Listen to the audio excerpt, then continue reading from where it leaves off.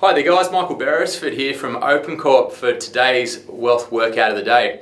We've got a question in from a young guy, I assume, Michael, who had a question saying if you've managed to build an investment portfolio of 3 to 5 properties and you hit that magic 30 and you start to think about marriage and kids and so forth, how do you use that to be able to buy your your dream home, your principal place of residence for your family?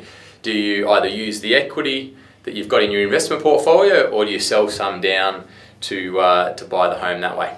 So great question, Mike. We'll take you through that today.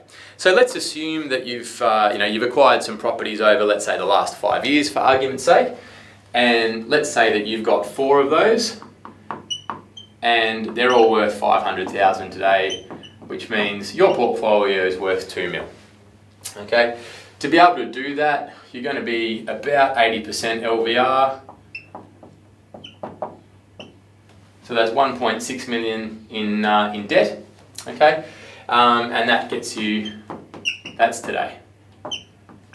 That's as we are right now. Now, if we have a look at holding these properties, let's say for another 5 years. And let's be really conservative and say that you don't buy any more properties in this time frame. You definitely could, but in that 5-year period, all of these properties are going to be well and truly cash flow positive and paying for themselves. Okay, so let's assume that this doubles by half, grows by half in a 5-year period. The properties will now be worth $3 million, those 4 combined, and you still have your debt of 1.6 million. Okay. Now, if you look at an 80% loan to value ratio, mark on that, that gives you 2.4 mil. So what we've got here, okay, is access to a significant amount of equity, being 800 grand, that can be used for the principal place of residence. Okay. Now, to be really clear, guys, this is going to come, whether you use the equity like this or whether you sell down to cover it, will depend on your borrowing capacity. It will depend on how much you want to spend on your own home, and it will depend on cash flow.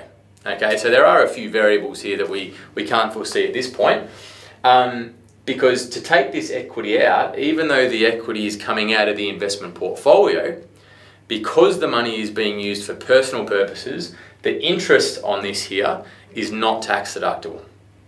Okay, so it's important to understand that. So you'd have a high level of debt on the principal place of residence. You just need to have the cash flow to support that if you're using equity. Okay. Now, if you don't have the cash flow to support it, all is not lost. At this point, each of the properties are going to be worth $750K.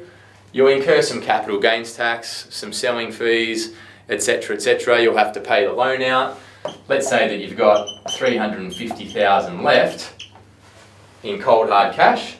Okay, sure, you'd only have 3 investment properties in your portfolio, so you'd lose a bit of the compound growth power over time. But again, this is about getting you what you want, and there's a pretty sizable deposit, which will mean that your mortgage is much lower when it comes time to buying your own home. So 2 options there. You can use equity, you can use cash. It'll depend on cash flow, it'll depend on what the properties are worth, and it'll depend on how much you're spending. But hopefully that's helped, and good luck buying your dream home when the time comes right.